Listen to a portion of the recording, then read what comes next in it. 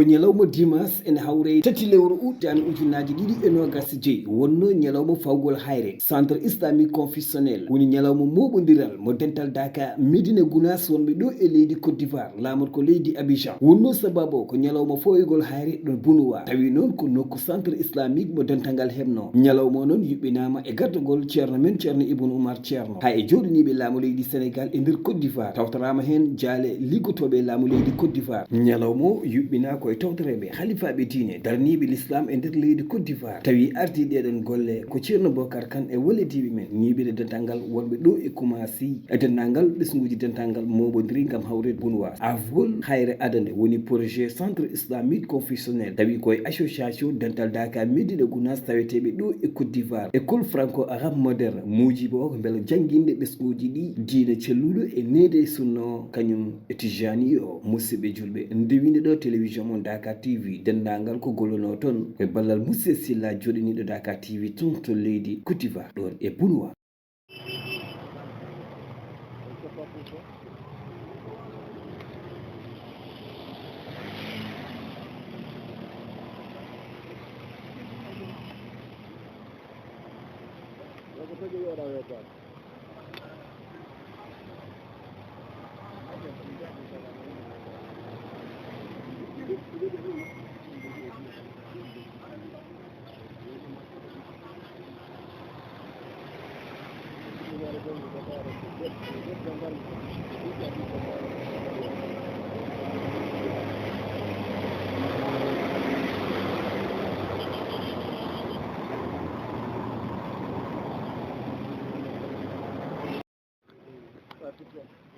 alhamdulillahi rabbil alamina caggal nde yettuɗen Allah e julde nelaɗo Allah sallllahu alayhi wa sallam e jii o premier pierre posa ko caggal muɗum ceerno waɗi duwaw e nde waɗi duwaw ɓari nde on sanga noon gummiɗen to nokku to eɗen fayi to juma e bonnois gan juulede e fana o inchallahu taala eɗen wondi ɗo e ceerno meɗen ceerno ibnu oumar Ba yo Allah jungo ngur ganduɗa moƴƴene battane duwawji ɗo ɗi Allah jaabini ijay nabi Moustapha Mouhamadou sallallahu alayhi wa sallam ko yettore Allah ko yettore nelaɗo Allah sallallahu alayhi wa sallam kadi ko yettore ceerno meɗen e ceerno Alhaji Amadou Tidiane Ba radiallahu anhu yo Allah jungo ngur ganduɗa moƴƴene battane e jay nabi Moustapha Mouhamadou sallallahu alayhi wa sallam ko fierté mawɗo wonande hande e oɗo ñalorma e ñalorma hande mo tawtoraɗen wonde ɗo e Bondoua pose de premier pierre e école islamique ɗo e leydi Côte d'Ivoire ko yettude Allah wondude kadi e ceerno meɗen ceerno Ibn Oumar Ba e wondude e ceerno meɗen ceerno Bocar Kane e halifaɓe ɗo e leydi Côte d'Ivoire e kadi e dendagal julɓe e gummiɓe to woɗɗi arde tawtorede ɗo hande e oɗo o nokku gan wadde ɗum ɗo gollorgal l'islam ko yetturde Allah ko yettude kadi nelaɗo Allah sallallahu alayhi wa sallam e ko alhamdulillahi rabbil alamina en naati hen e jaam kadi en jalti hen e jaam kadi eɗen ñaagui Allah nde Allah continta ɗum no fewiri continta ɗum no moƴƴiri e barki duwawuji duwaɗi ɗo ɗi jay nabi Moustapha Mouhamadou sallallahu alayhi wa sallam haga assalamu aleykum wa rahmatullahi taala wa barakatuh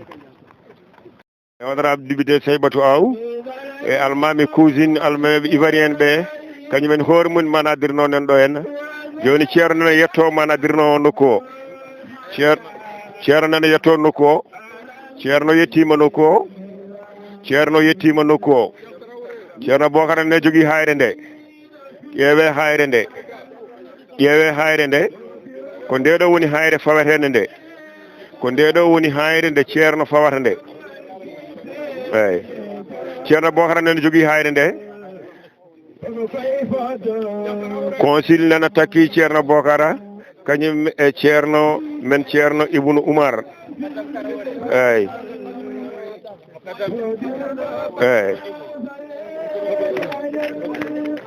mukaddam Tarawore ko wara o darono oɗo banggue mukaddam Tarawore o kanko representa khalif général Tidiani mukaddam Bakar Tarawore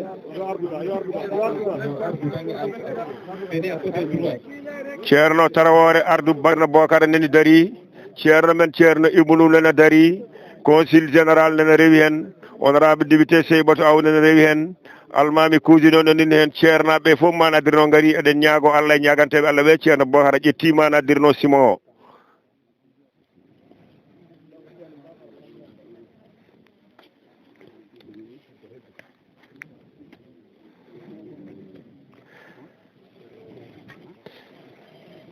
radio télévision fulɓe ƴeewe ceerno nana jagga hayre nde kañum e consul général e cousine ɓe ƴetti manadirno hayre nde ɓe pawi ɗum hen joni ɗum ɗo woni ko fonno waɗede ko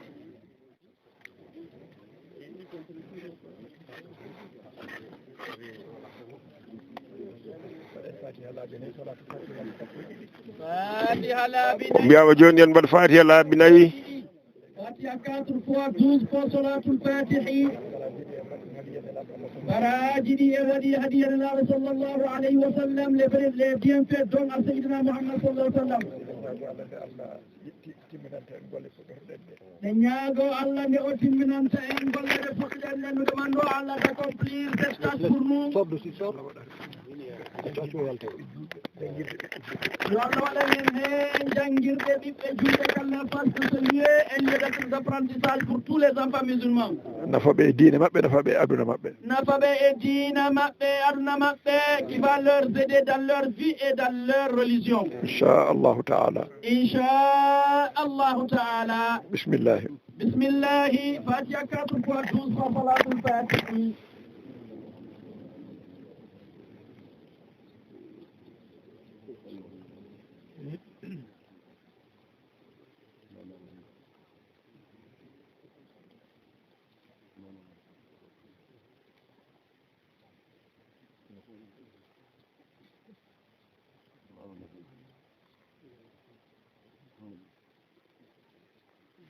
فاتحة صلاة الفاتح الفاتحة وصلاة الفاتح غير المغضوب عليهم ولا الضالين اللهم صل على سيدنا محمد آمين آمين آمين بالله العظيم إن الله وملائكته يصلون على النبي يا أيها الذين آمنوا صلوا عليه وسلموا صلى الله عليه وعلى آله وصحبه وسلم سبحان ربك رب العزة عما يصفون وسلام على المرسلين والحمد لله رب العالمين يا أبو دعاء الرحيم الحمد لله رب العالمين والصلاة والسلام على رسول الله نبي الأمي وعلى آله وصحبه وسلم رب اشرح لي صدري ويسر لي أمري واحلل عقدة من لساني يفقهوا قولي. Son éminence Cheikh Ibn Omar Ba, porte-parole de la noble famille de Médina Gounass, je vous salue avec tout le respect dû à votre rang et sollicite, s'il en était encore besoin, vos ferventes prières pour la paix ici en Côte d'Ivoire, particulièrement en cette période d'élection, mais également des prières pour le Sénégal. Je sollicite également des prières à l'endroit de notre vaillante communauté ici en Côte d'Ivoire, pour un surcroît de soutoura, de tawfeex et de taysir. C'est Moustapha Sonta, khalife général des Tidjanes ici en Côte d'Ivoire, représenté El Hadj Moussa Dramé, président du COSIM Sud Comoé, dont le discours inspirant a brillamment mis en lumière les fondements de la fraternité sénégalo-ivoirienne. Une fraternité qui est bâtie et constamment renforcée à travers les liens sacrés de l'islam. L'honorable député Seybatou Aw, recevez ici l'expression renouvelée de mon admiration, ainsi que ma disponibilité entière à bénéficier de vos conseils et de vos orientations éclairées. Distingués guides religieux et coutumiers, en vos noms, titres et qualités, chers compatriotes, c'est donc avec un insigne honneur et un grand bonheur que je prends la parole à l'occasion de cette cérémonie solennelle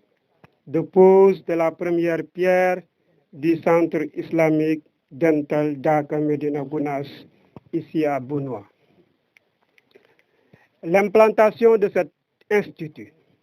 ici même en terre ivoirienne, constitue une garantie forte, celle de l'enracinement de nos enfants dans les valeurs de l'islam et de la voie tidjane. Elle incarne également une ouverture sur le monde, rappelant que l'islam est universel, accueillant et tourné vers la lumière du savoir. J'exhorte avec vigueur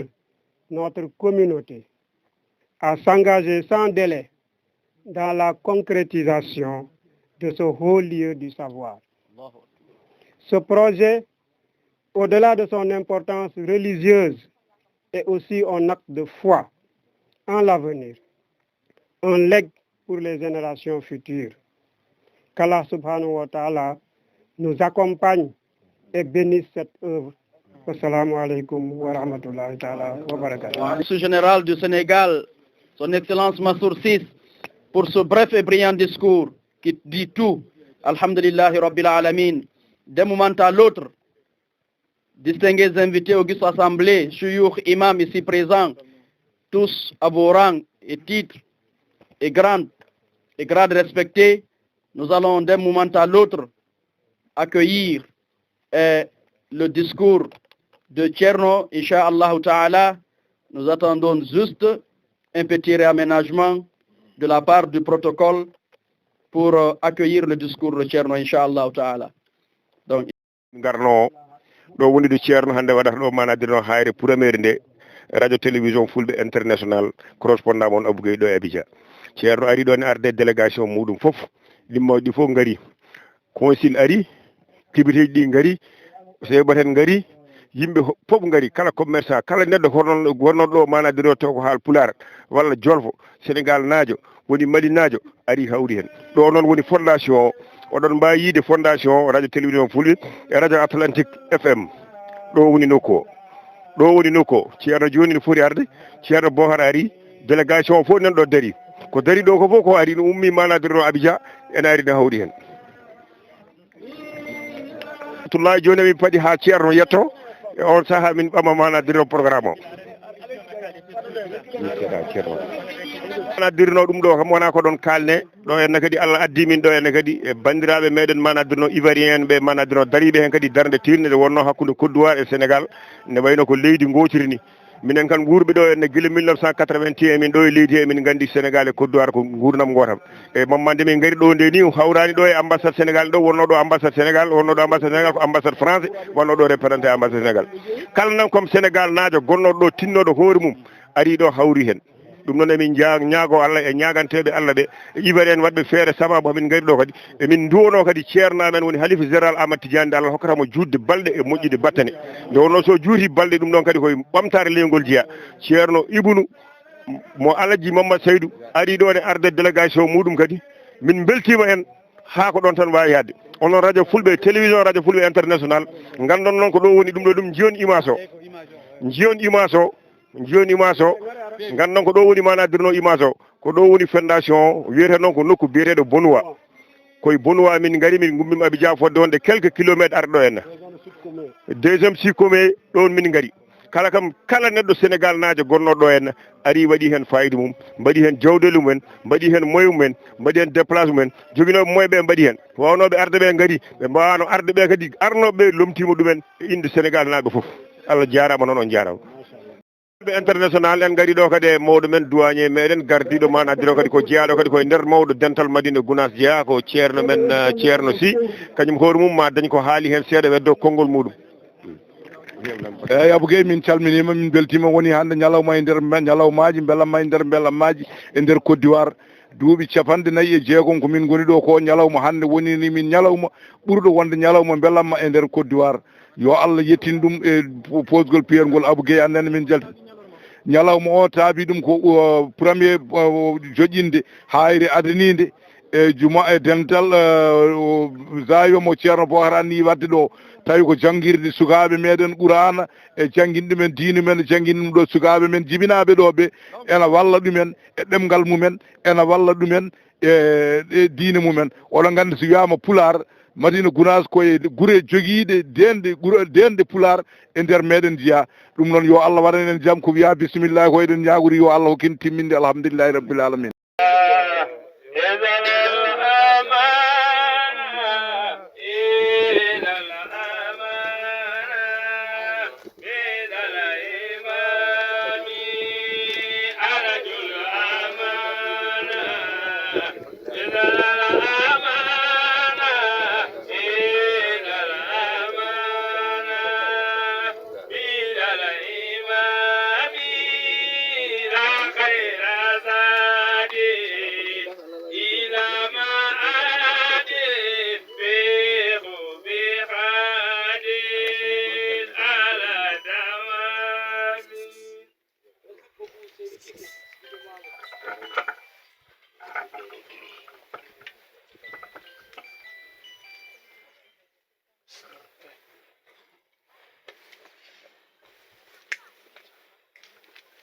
الحمد لله وكفى والصلاة والسلام على النبي المصطفى وعلى آله وصحبه ومن به اقتفى ورضي الله عن شيخنا أبي العباس مولانا أحمد بن محمد بن سالم الشريف الحسن التجاني وعن ذريته وخلفائه وتلاميذه وأحبائه وبعد فإنني أوجه التحية الخاصة الخالصة المنبعثة من أعماق قلبي إلى السادة الأعزاء الكرام أصحاب السمو والمعالي حضرة الشيخ السيد الحاج محمد بن عمر إمام الجامع المسجد الكبير بمدينة غوناس والناطق الرسمي باسم أخيه الخليفة شيخ الحاج أحمد التجاني تشيرنو خليفة مدينة غوناس. L'intervention de Cheikh Dramé suffisait largement. Daoud En Dramé, réalité,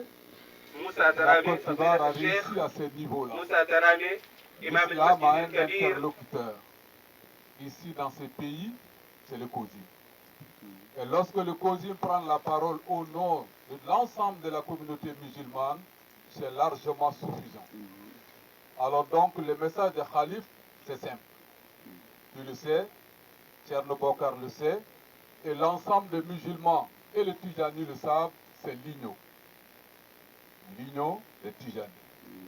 Aujourd'hui, il y a l'igno de Tijani partout en Côte d'Ivoire. Et dans chaque localité, il y a un représentant de Khalif,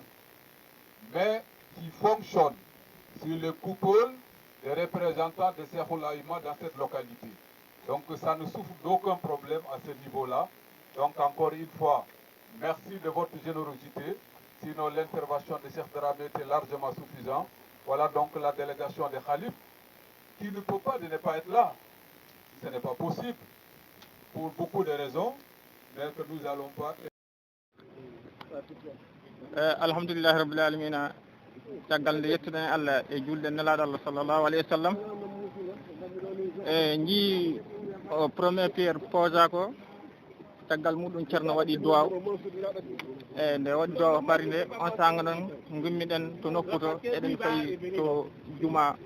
e bonnois gan juulede goto fof salminama inde mum kadi yettori mum garɗen ɗo henna koye halifaɓe men diine e halifaɓe men aade e wondude e conseil men général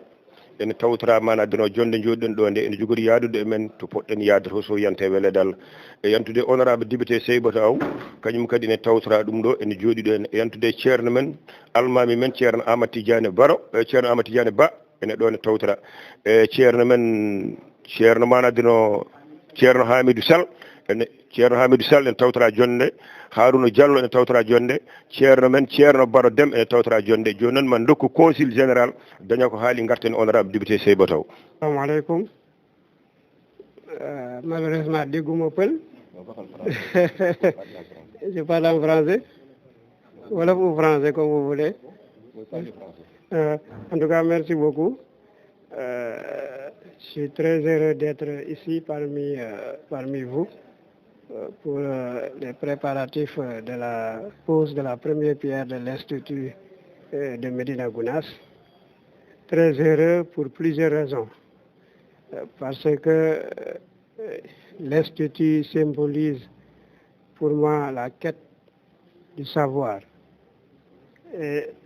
surtout quand c'est dans l'islam, c'est encore beaucoup plus important. Donc, heureusement que la communauté ici va bénéficier de cet institut, de ce temple du savoir qui va faciliter l'éducation de nos enfants. Parce que ici, n'oublions pas qu'on est un pays étranger. Et si avec cet institut, on puisse parvenir à éduquer nos enfants dans nos valeurs culturelles, surtout islamiques, et surtout confrériques comme au Sénégal, ça va renforcer en tout cas les liens que nos enfants vont avoir, non seulement avec ce pays-là, mais avec le Sénégal. En tout cas, je suis très content. Je ne vais pas monopoliser la parole outre mesure. C'était ça vraiment que je voulais dire à votre endroit. Merci beaucoup. ene wayno hannde délégation manadino Sénégal naaɓe ari ɗo e gardugol mawɗo men consul général ari ɗo tawtorede manadino hannde ɗe jeyɗen mbaɗa hayre pouramir nde poɗɗen wadde manadino Bonuwa ummorade halifa men général gonɗo Madina Gounass wonde ceerno men ceerno Alaji Mama Seydou mo manadino Amadou Tidiane Lomti ceerno Ibnu ari ɗo pour hawroyde hen hannde ñalawma hannde o e délégation consul général ari tawtorama e honorable député Seybato Aw hawri hen nanɗo jooɗi e musidɗo meɗen ceerno men almami meɗen ceerno Amadou Tidiane Ba nanɗo ko hawro hen e yantude kadi manadino ceerno men ceerno Baro Deme nanɗo e ceerno Bocara Kane nanɗo ene tawtora manadirno e kala ɓiɓɓe fuurankoɓe ɓiɓɓe Sénégal naaɓe nanɗo e délégation mo ummodi manadirno ñandene ñande talata nde Libreville pour arɗo ñande talata nde joni enen foof en kawri ɗo paɗɗen ko haalifa o so yalti hokka en duwaw so hokki en duwaw e on saaha gummoɗen ɗo yaade manadirno Aboso pour waɗoyde premiére pierre o andinɗen manadirno Bonuwa pour andinɗen ko ceerno o ɗaccimo Alaji Mamadou Seydou ko ɗaccuno ko ha joni manadino e heddi eɗen guittum ɗo kadi eɗen dokkoya kadi bandiraɓe men ivoirien ɓe kurɗen ɗo ɓe kañumenne kadi keeɓa hen manadino ko jogori heɓede ko ɗum noon ɗen cabbi seeɗa so hawre ceerno men o yalti dañen ko kalɗen seeɗa par ce que hankkadi ta o fuɗɗima